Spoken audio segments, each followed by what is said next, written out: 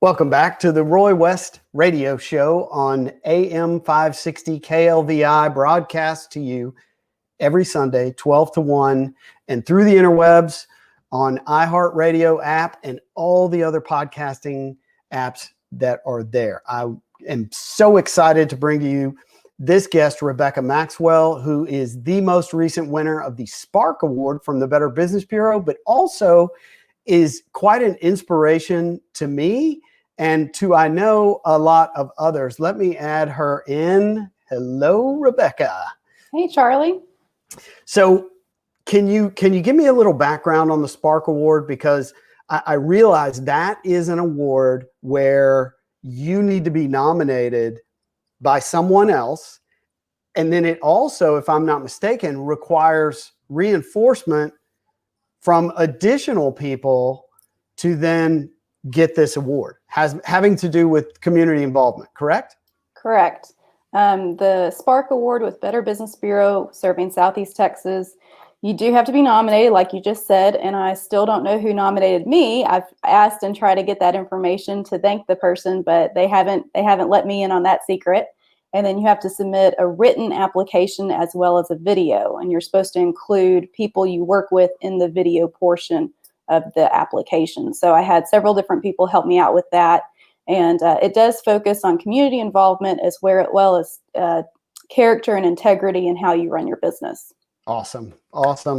So congratulations. And that leads me to character, involvement, and who you are, which is, ReStep Marketing, which, can you tell me a little bit about that?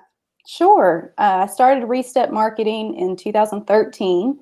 I had come back to the area after completing a graduate degree in international marketing.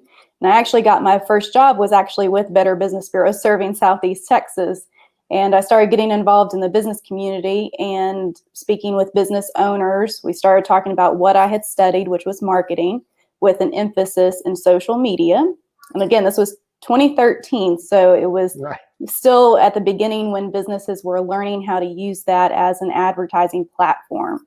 So I started talking to business owners about their struggles, especially here locally, not understanding how it could be used, how it may be beneficial in talking with consumers and then advertising their business. So I said, well, let me see if I can help you with that.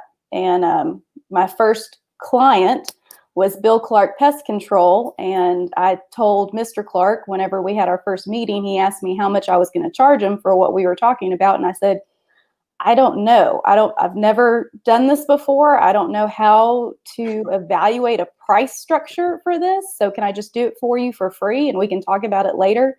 And so he's like, well, sure.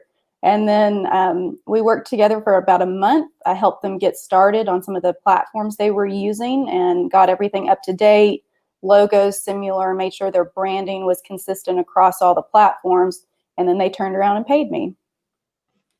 Just like that. Just like that. Reminds me of, I think it was Charles Schwab, the story of how he came in and they said, look at our managers. What are you going to charge me? And they said, just charge me whatever you feel like I owe you. He went in and spoke to every single manager and said, just do one more thing every day. Just improve every day.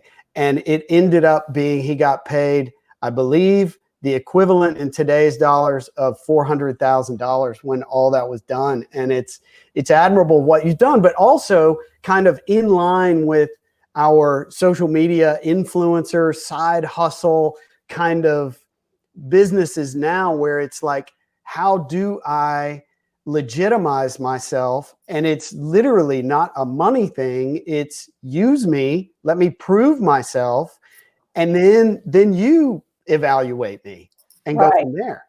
Yeah. And so kind of where has that evolved to in 2020 today?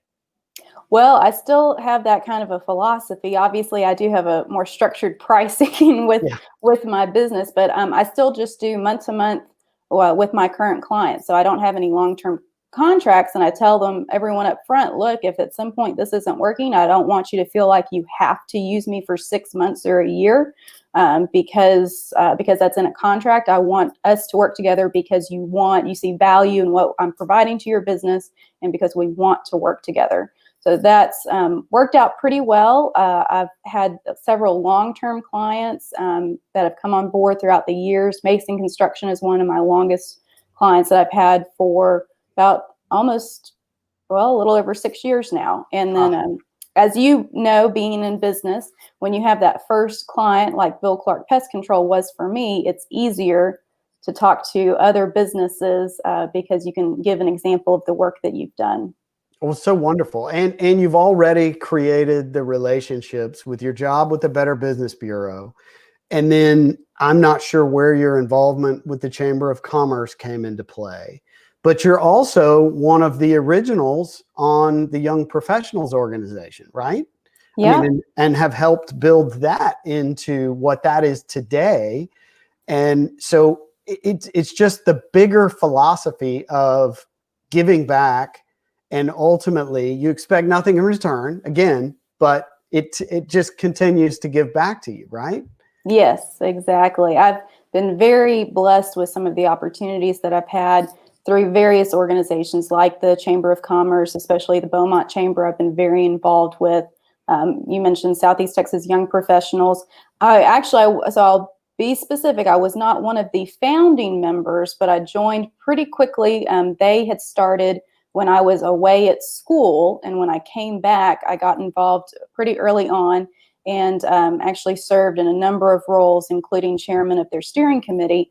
And we did see significant growth, not only my year as chair, but previously Brian Garcia was serving as chair, asked me to be his vice chair. And he was one of the first persons with that organization to say, we need to think strategically over 2 or 3 years. So we're not just going to plan for my year, but we're going to plan for your year at the same time. And he really helped grow that organization because he had a longer term vision for the organization. So great.